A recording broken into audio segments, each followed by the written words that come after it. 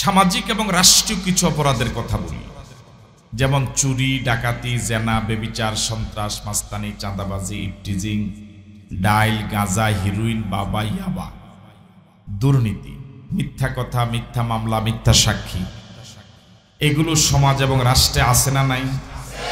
দিন দিন কমতেছে না বাড়তেছে? আওয়াজ তো এখনো বাড়ে নাই। কমতেছে না বাড়তেছে? যদি নিরপেক্ষভাবে জবাব দেন, জবাবটা হবে এমন, সাগরের গভীর জলরাশির ভিতরে মাছগুলো যেভাবে ডুবে আছে, গোটা পৃথিবী অপরাধের সাগরে এইভাবে ডুবে আছে। সবাই একমত? তাহলে এত যে ওয়াজ মাহফিল হয়, এগুলো যায় কই? আমি বুঝতে পারি না। মনে হয় ওয়াজ মাহফিল প্রতি বছর কমে না বাড়ে? একটা সময় আমাদের ছোটবেলা দেখতাম যে ওয়াজ কয়েক গ্রাম ব্যাপী একটা হতো, কোন প্রতিষ্ঠান কেন্দ্রিক।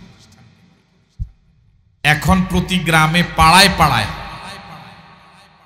হয়তো কিছুদিন পরে বাড়িতে বাড়িতে ওয়াজ হবে। এই ওয়াজগুলো দিয়ে কি সমাজের এই অপরাধগুলো বন্ধ হচ্ছে? কথা বলেন না কেন? হচ্ছে। তাহলে এভাবে যদি ওয়াজ আরো 100 বছরও চলে, চুরি ডাকাতি সহ এই সামাজিক অপরাধগুলো কম মানে বন্ধ হবে না বাড়তেই থাকবে? তাহলে ওয়াজগুলো করে লাভ কি? আমি কি ওয়াজ মাহফিলের বিরুদ্ধে বললাম?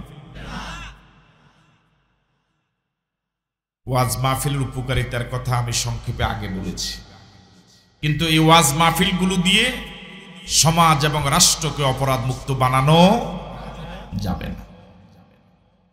ওয়াজ মাহফিলে নগদ লাভ হলো বক্তাদের, কাদের? আর মাইকওয়ালা, প্যান্ডেলওয়ালাদের। আজকে যদি কোনো কারণে মাহফিলটা বন্ধ হয়ে যেত বৃষ্টির কারণে, এই প্যান্ডেলওয়ালা, মাইকওয়ালার টাকা কি কম দিতে পারতেন? বরং বেশি দেওয়া লাগবে, যে বৃষ্টিতে আমার কাপড় কি হয়ে গেছে। এই পৃথিবীতে সব কাজ কারবার বাকিতে চলে, ওয়াজ বাকিতে চলে। কোন কোন দোকানে লেখা থাকে বাকি দেওয়া নিষেধ, কোন দোকানে লেখা থাকে বাকি দেওয়া বড় কষ্ট, বাকিতে বন্ধুত্ব নষ্ট। কোন দোকানে লেখা থাকে বাকি চাহিয়া লজ্জা দিবেন না। যে সকল দোকানে এই কথাগুলো লেখা থাকে, ওই দোকানেও কিন্তু বাকি চলে। চলে? কিন্তু আজ পর্যন্ত দেখেছেন কোন হুজুর, কোন বক্তা বাকিতে ওয়াজ করছে? দেখার সম্ভাবনা আছে কোনদিন? সুদ হালাল না হারাম? সবাই বলেন হালাল না হারাম? এটা কি জীবনে এই প্রথম শুনলেন না আরো আগেও শুনেছেন?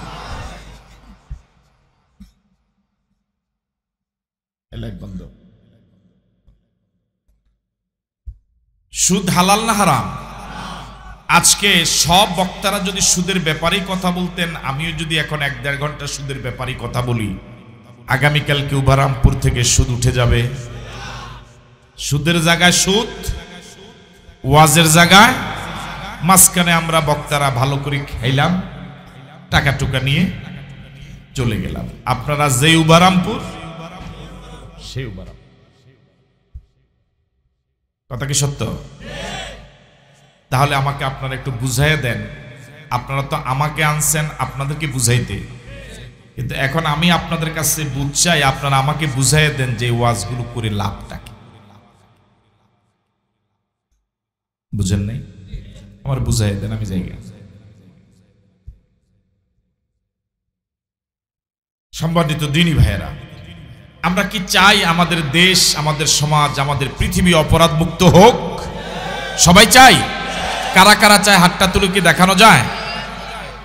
হাত নামান। আমরা সবাই চাই।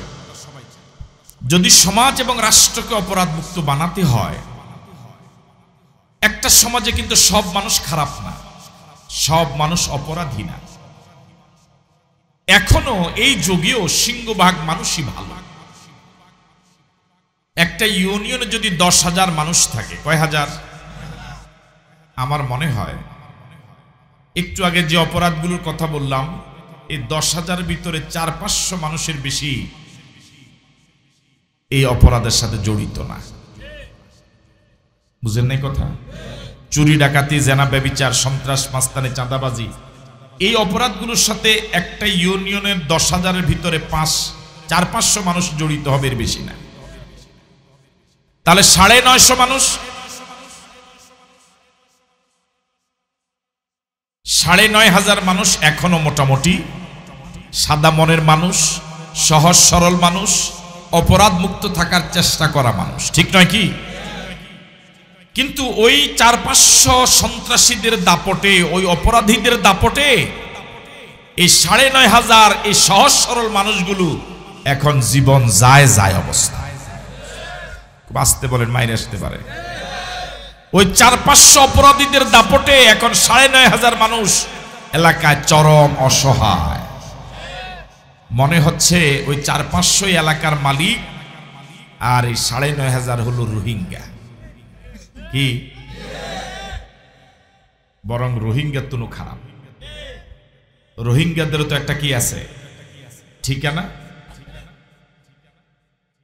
যে 400-500 মানুষ সমাজে অপরাধ প্রবণ, ওরা কিন্তু আবার ওয়াজ মাহফিল শুনতেও আসে না, ওয়াজ মাহফিলের আয়োজনও করে না, বরং দেখা যায় সিংহভাগ জায়গায় ওয়াজ মাহফিল বন্ধ যারা করে এরা। তাহলে 400-500 মানুষ সোজা হয়ে গেলে পুরা এলাকা 9,500 মানুষ, আমরা 400-500 মানুষকে সোজা করতে পারি না, ঠিক নয় কি? অথচ তাদের অত্যাচারে আমরা নির্যাতিত হয়ে হয়ে জীবনটা এখন যায়। সমাজ এবং রাষ্ট্রকে যদি অপরাধ মুক্ত বানাতে হয়, ওয়াজ দিয়ে কখনোই সমাজ এবং রাষ্ট্রকে অপরাধ মুক্ত বানানো যাবে না। আবু জেহেলের নাম শুনেছেন? ভালো মানুষ না খারাপ মানুষ? যারা জবাব দেয় না তাদের আত্মীয় লাগে মনে হয়। রাসূল করিম সাল্লাল্লাহু আলাইহি ওয়াসাল্লাম 13 বছর মক্কায় ওয়াজ করেছেন। কয় বছর? আমরা তো ওয়াজ করি টাকার বিনিময়ে, রাসূল ওয়াজ করেছেন পাথর আঘাত বিনিময়ে, ঠিক নয় কি? বিশ্ব নবী, কুল কায়নাতের নবী, তামাম জগতের নবী, আল্লাহর পরেই যার মর্যাদা, তামাম সৃষ্টি জগতের উপরে তার মর্যাদা। আমরা এখন ওয়াজ মাহফিলে আসলে আমাদেরকে ফুল দিয়ে বরণ করে, অনেক দূর থেকে যুবকেরা হুন্ডা দিয়ে রিসিভ করে, ফুলের পাপড়ি ছিটায়, স্টেজে ফুলের মালা দেয়, ফুলের তোড়া দেয়। আবার ফেসবুকে দেখলাম কোন বক্তাকে একদম ফুলের গোডাউনে ঢুকায় ফেলে, শুধু গলাটা দেখে। অথচ রাসূল ওয়াজ করেছেন 13 বছর, বিনিময়ে পেয়েছিলেন পাথরের আঘাত। এটা দিতে কইছে কে? এটা দিয়েন না। কেন দিয়েন না আমি কই? এটা দিয়েন না এই কারণে, এখন যাইতে তো, যেহেতু এটা বন্ধ করবেন না আপনারা, তো এখন যাইতে তো অন্তত মানুষ দেখে একটু আওয়াজ কি দিব, কম দিব। যখন ফর্দা দিয়ে লাইবেন তখন দেখবেন হ্যাঁ তারা এনতে মিছিল করে যাবে, কথা ঠিক নেই। এই জন্য গড় ফর্দা দরকার, ইয়ানো দরকার নেই, গড় ফর্দা দিয়েন। কি বলতেছিলাম ভাই? অপরাধ মুক্ত সমাজ এবং রাষ্ট্র বানাতে ওয়াজ দিয়ে হবে না, আইন লাগবে কেন, সেটা বুঝাবার জন্য এই ভূমিকাটা নিলাম। বাংলাদেশের সব হুজুরেরা ধরে নেন একমত হলো যে এবছর আমরা শুধুমাত্র বিড়ির বিরুদ্ধে ওয়াজ করব। কিসের বিরুদ্ধে? এই 6 মাস হুজুরেরা আর কোনো বিষয় না, বিষয় একটা, সেটা হলো বিড়ি বন্ধ হয়ে যাবে। বিড়ি কথা তো বন্ধ হয়ে গেছে আপনাদের, বিড়ি বন্ধ হবে। কিন্তু ঢাকায় যদি আইন হয় যে বিড়ি খাওয়া অবস্থায়, ধূমপান অবস্থায় যদি কাউকে পাওয়া যায় 10,000 টাকা জরিমানা, 2 বছরের জেল। কয় বছর লাগবে বন্ধ হতে? এই আইনটা যদি কার্যকর হয় বন্ধ হবে বিড়ি? কথা বন্ধ হবে? তাহলে ওয়াজে হলো না কিসে হইল? তাহলে সমাজ এবং রাষ্ট্রকে ওয়াজ দিয়ে অপরাধ মুক্ত বানানো যাবে না। সমাজ এবং রাষ্ট্রকে অপরাধ মুক্ত বানাতে হলে আইন লাগবে, ওয়াজ দিয়ে যদি সম্ভব হইতো মাইকলাডি সব আব্দুল কাদের জিলানী হয়ে যেত। অথচ অধিকাংশ মাইকলা নামাজে পড়ে না, তাদের মতো এত ওয়াজ আর কেউ।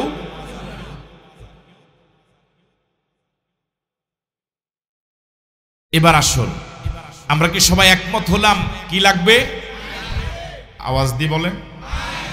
আইন দুই প্রকার। কয় প্রকার? মুখস্থ করেন। আমি শুরুতে বলেছি আজকে ওয়াজ না, আপনাদের সাথে কিছু কথা বলবো। আইন কয় প্রকার? এতে বুড়া এখনো বলে না, দেখেন এই যে দেখেন বুড়ি মানা করছে মনে হয় যে মাহফিলে যাইবেন আপনি বুড়া মানুষ, কোনো কথাবার্তা কইয়েন না। আইন কয় প্রকার বলুন? আল্লাহর আইন, মানুষের আইন। আবার বলেন আইন কয় প্রকার? এক, দুই। ওয়াজ দিয়ে সমাজ ভালো হবে না আইন দিয়া? আইন কয় প্রকার? এক, দুই। এখন সমাজ এবং রাষ্ট্রকে ভালো করতে হলে, অপরাধ মুক্ত বানাতে হলে আল্লাহর আইন লাগবে না মানুষের আইন দিয়ে হবে? একটু বুঝে শুনে কর। আল্লাহর আইন লাগবে, মানুষের আইন দিয়ে হবে না। কেন হবে না? একটু মনোযোগ দিয়ে শুনেন। জীবনে তো ওয়াজ বহু শুনেছেন, আজকে একটু কথা শুনেন। বুঝেন নাই? জীবনে ওয়াজ তো বহু শুনলেন, আজকে একটু কি শুনেন? একটু কথা শুনেন। হয়তো আজকে দিনটা লস হয়ে গেল। মানুষের আইন দিয়ে সম্ভব নয় কেন? প্রথম কথা হলো মানুষের জন্য মানুষের আইন বানাবার কোনো অধিকারই নেই। যারা আইন বানায় তারাও মানুষ, যাদের জন্য বানায় তারাও মানুষ। যারা আইন বানায় তারাও গোলাম, যাদের জন্য বানায় তারাও। এই দোনো গোলামের মালিক কয়জন? তিনি কে? তাহলে গোলামদের জন্য আইন বানাবার অধিকার গোলামদের থাকে না মালিকের থাকে? তাহলে যে সকল গোলামদের জন্য গোলামেরা আইন বানায় তারা মালিকের অধিকারে হস্তক্ষেপ করে।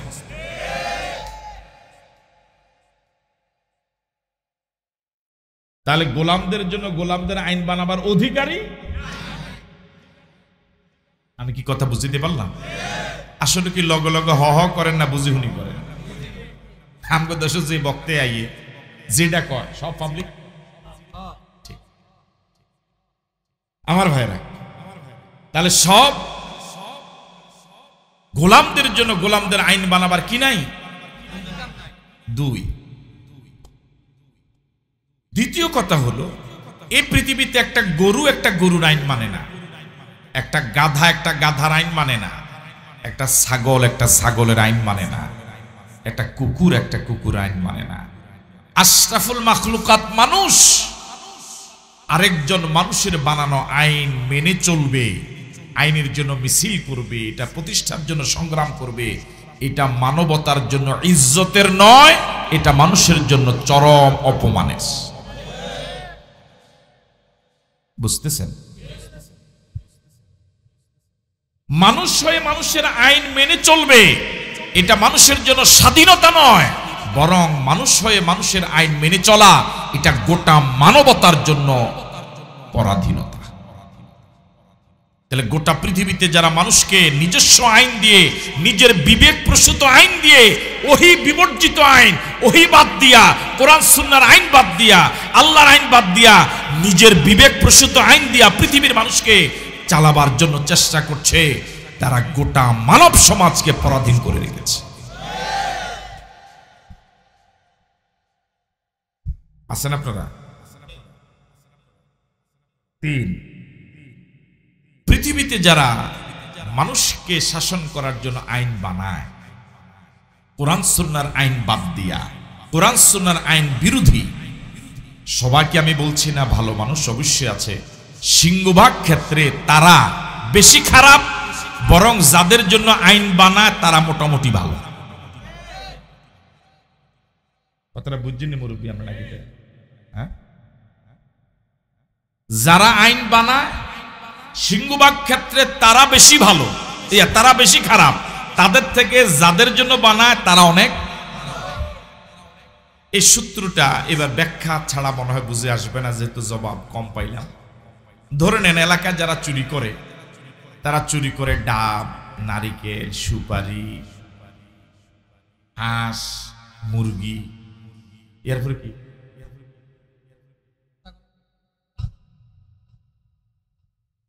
আন্দাজি গরু ছাগল চোরা আছে। তো নারিকেল, ডাব, সুপারি এই সব মিলে বিক্রি মূল্য 5,000 টাকা হবে না, ঠিক আছে কথা? তারে আপনারা কি কন? কিন্তু এই চোরদেরকে ধরার জন্য যারা আইন বানায়, সিংহবাগ ক্ষেত্রে তারা এক কলমের খোঁচায় 10,000 কোটি টাকা চুরি করে।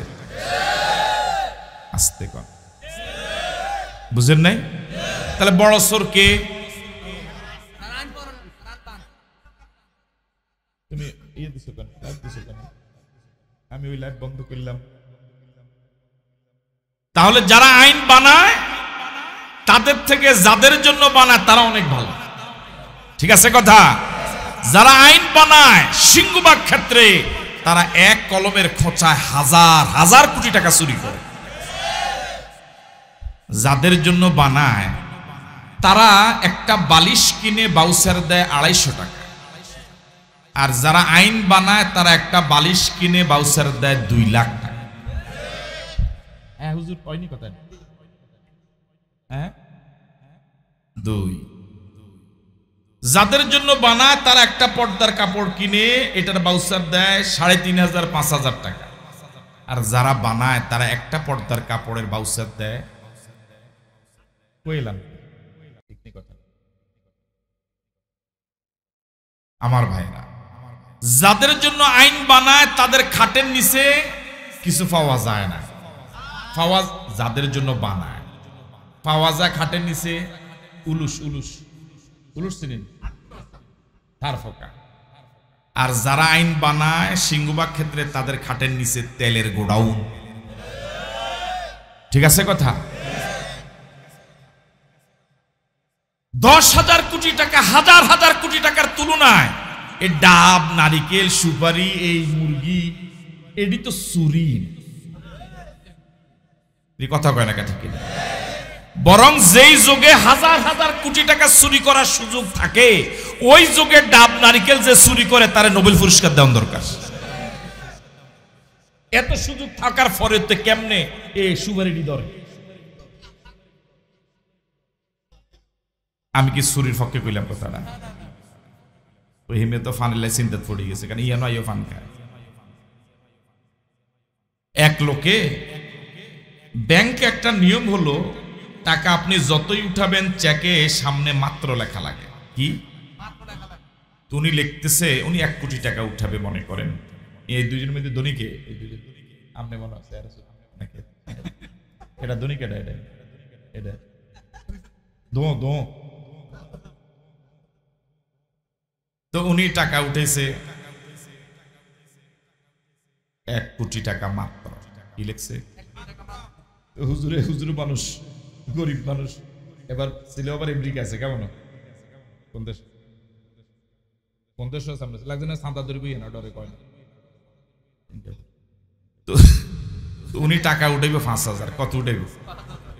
উনি এখন যখন লিখতে চাই দেখে হে লেখছে 1 কোটির সামনে মাত্র। এক ব্যাবলা হয়ে গেছে। ব্যাবলা বুঝেননি? ব্যাবলা মানে কি? আলা, হ্যাঁ আলা বলা। ব্যাবলা মানে কি? মানে হে আলা বলা হয়ে গেছে। আল্লাহ, আমি কি লিখবো? মানে হে একেবারে মোটামুটি পুরো হাসপাতালে জানার অবস্থা হয়ে গেছে।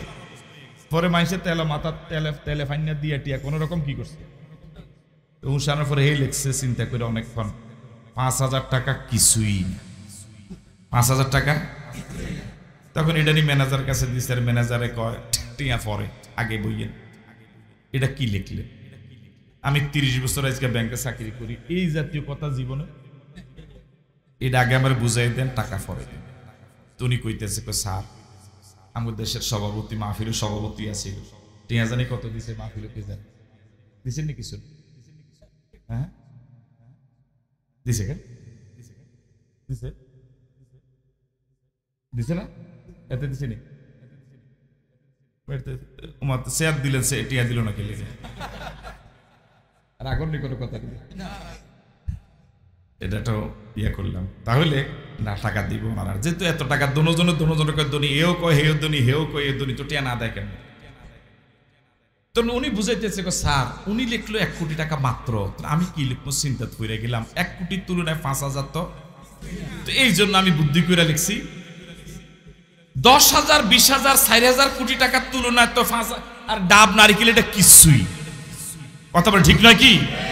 আবার এক সময় একজনে 4,000 কোটি টাকা চুরি করানোর পর একজন মুরব্বী কইছিল 4,000 কোটি টাকা কিছুই, কইছিল না একজন মুরব্বী? আমার ভাইরা, তাহলে মানুষের আইন দিয়া পৃথিবীকে অপরাধ মুক্ত বানানো যাবে না, বরং যারা আইন বানায় সিংহবাগ ক্ষেত্রে তারা এত বড় অপরাধী, আইন বানানো তো দূরের কথা, যদি লজ্জা থাকতো তারা জনগণকে চেহারা দেখাতো না, এত বড় অপরাধী। তাহলে আমরা কি একমত হলাম যে ওয়াজ দিয়া অপরাধ মুক্ত বানানো যাবে না? কি লাগবে? কথা বলে না কেন? আইন কয় প্রকার? আল্লাহর আইন। এবার মানুষের আইন দিয়ে কি সম্ভব? মানুষকে মানুষ শাসন করার জন্য, দুনিয়াকে শান্তি দেওয়ার জন্য মানুষ চেষ্টা কম করে নাই। লেনিন, কার্ল মার্কস, মাও সেতুং অনেক চেষ্টা করেছে, অনেক সূত্র, অনেক তথ্য দিয়েছে পৃথিবীকে। জাতিসংঘ প্রতিষ্ঠিত হয়েছে পৃথিবীকে শান্তি দেওয়ার জন্য। জাতিসংঘ পৃথিবীর অশান্তি দূর করতে পারে নাই, বরং পৃথিবীর অশান্তির আগুন আরো ধাউ ধাউ করে জ্বালিয়ে দিয়েছে। ঠিক নয় কি? গোটা পৃথিবীর অশান্ত পৃথিবীকে শান্ত করার জন্য, অপরাধের সাগরে ডুবে থাকা পৃথিবীকে অপরাধ মুক্ত বানাবার জন্য, জাহান্নামী মানুষকে জান্নাতি বানাবার জন্য একমাত্র, শুধুমাত্র, কেবলমাত্র আল্লাহর আইন লাগবে। কার আইন লাগবে? যে ওমর রাসূলকে হত্যা করার জন্য রওনা হল, এর থেকে বড় অপরাধ আর কি হতে পারে? বুঝেন নাই কথা? যে ওমর রাসূলকে হত্যা করার জন্য রওনা হলো, ওই ওমরকে কোরআন এমন জান্নাতি মানুষ বানালো, রাসূল যাদেরকে দুনিয়াতে জান্নাতি ঘোষণা করলেন তার ভিতরে একজন হলেন ওমর। তাহলে আল্লাহর আইন, আল্লাহর বিধান জাহান্নামী মানুষকে জান্নাতি বানায়, অপরাধী পৃথিবীকে অপরাধ মুক্ত বানায়। কথা বলে ঠিক নয় কি? অশান্ত পৃথিবীকে কি বানায়? যে ওমর রাসূলকে হত্যা করার জন্য রওনা হলেন, ওই ওমর সম্পর্কে রাসূল বলেন, লা নাবিয়্যা বা'দি ওয়ালা রাসূলা, আমার পর আর কোন নবী আসবে না, কোন রাসূল আসবে না, আমার পর আর একজনকে যদি আল্লাহ নবুয়ত দিতেন লাকানা ওমর, তিনি হতেন ওমর। তাহলে এবার এই কয়েক মিনিটের আলোচনার এবার সামারি, খোলাসা, সারাংশ, শেষ পর্যায়ে পৃথিবীকে অপরাধ মুক্ত বানাতে হলে কি লাগবে? কার আইন লাগবে? জোরে বলেন, কার আইন লাগবে? মানুষের আইন দিয়ে কখনো সম্ভব?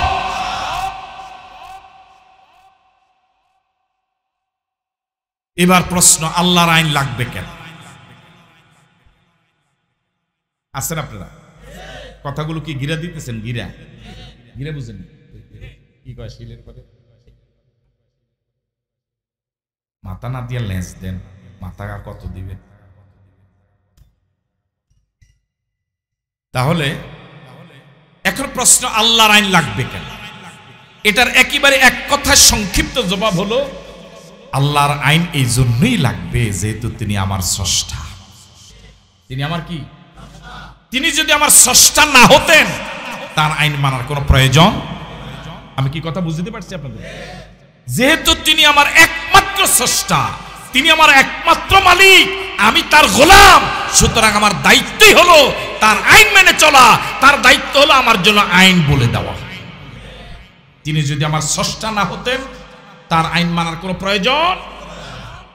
এবার বলুন তো, আমার আপনার স্রষ্টাকে? জোরে বলুন আল্লাহ, আরো জোরে বলুন আল্লাহ। আমার আপনার স্রষ্টাকে? সন্দেহ আছে? এই পৃথিবীতে জাগতিক যত কিছু মানুষ সৃষ্টি করেছে, আবার শুনেন মনোযোগ, এই পৃথিবীতে জাগতিক বিষয়গুলো যে যেটা সৃষ্টি করেছে, ওইটার স্রষ্টা যে, আবিষ্কারক যে, ওটা চালাবার জন্য আইন বলে দেওয়ার মালিক সে, ঠিক না? পৃথিবীর মানুষগুলো কোনো যুক্তি তর্ক ছাড়াই আল্লাহ যে আকল দিয়েছে সে আকল খরচ করে ওই তার বলে দেওয়া আইন অনুযায়ী চলে। যেমন এই মোবাইল, এটা পৃথিবীর একটি জাগতিক সৃষ্টি, পৃথিবীর একটি জাগতিক আবিষ্কার। এটা তো নিশ্চয়ই কোনো ফেরেশতা সৃষ্টি করেছে, তো মাথা লাড়ে কহ। এটা তো নিশ্চয়ই কোনো ফেরেশতা আবিষ্কার করেছে। কে আবিষ্কার করেছে? কোনো না কোনো।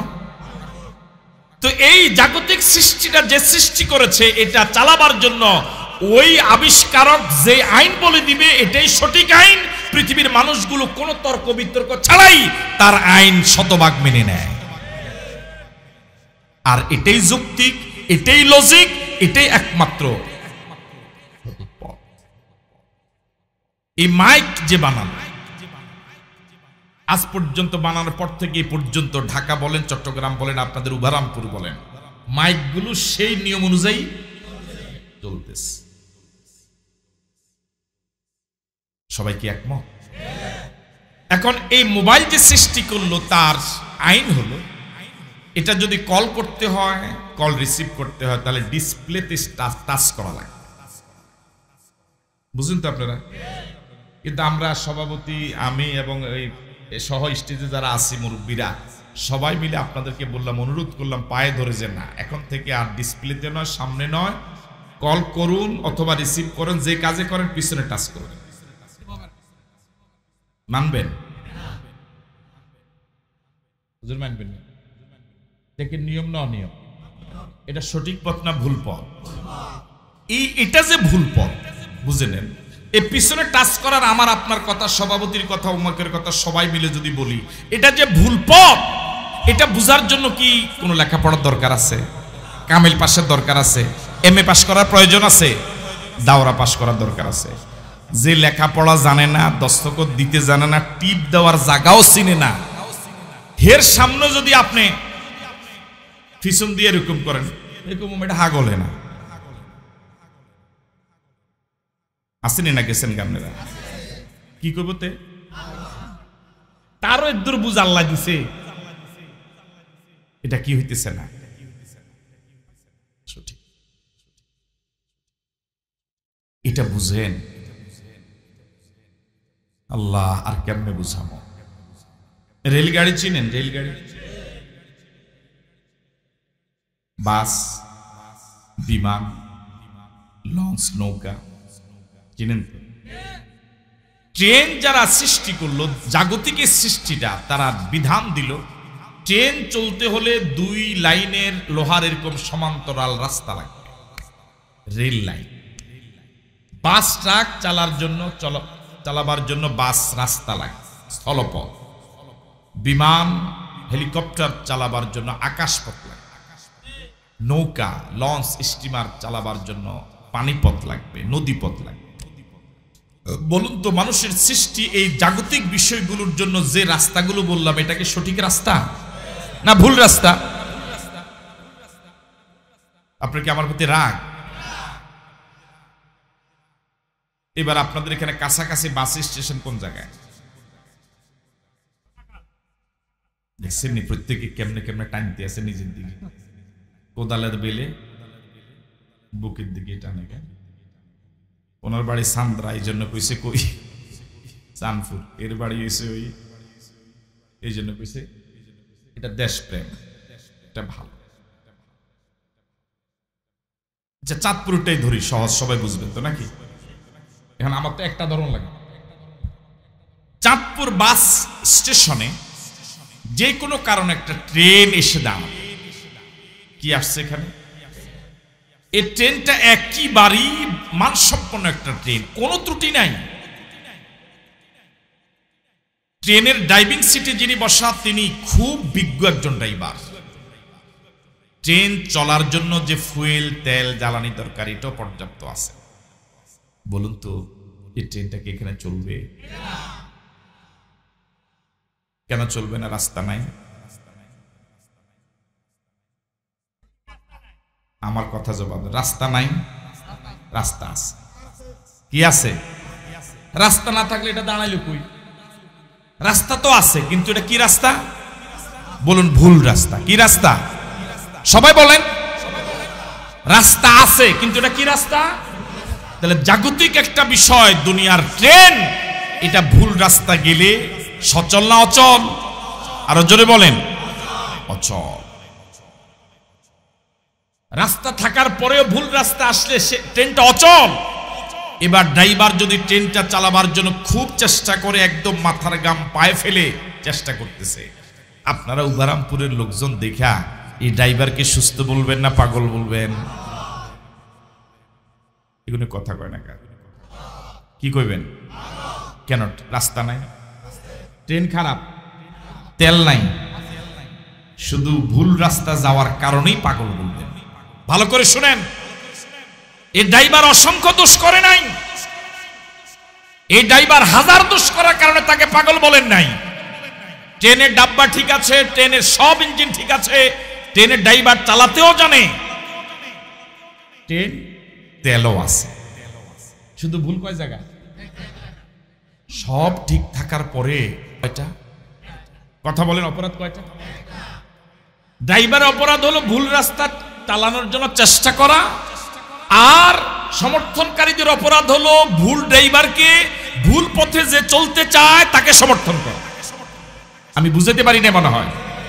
ড্রাইভার অপরাধ হলো ভুল রাস্তায় নিজে চলতে চাওয়া, আর সমর্থনকারীদের অপরাধ হলো ভুল রাস্তা যে চলতে চায় তাকে কি করা? সমর্থন করা। উভয় কি? এবার বলুন তো, আমার আপনার স্রষ্টা কে? আরো জোরে বলেন। একটা ট্রেনের স্রষ্টা, ট্রেন যে সৃষ্টি করলো, তার আইনটা যদি হুবহু এভাবে মেনে চলেন, ওই আইনের বিরুদ্ধে যে যা তাকে আপনি পাগল বলেন, সমর্থনকারীকেও পাগল বলেন। আল্লাহ সৃষ্টি করে কি আমাকে আপনাকে কোন সঠিক রাস্তা বলে দেয় নাই? আমি মনে হয় কথাটা আপনাদের বিবেকে, ব্রেনে খুব ভালোভাবে ঢুকাতে পারিনি এখনো, তাহলে জবাবটা ওভাবে পাইতাম।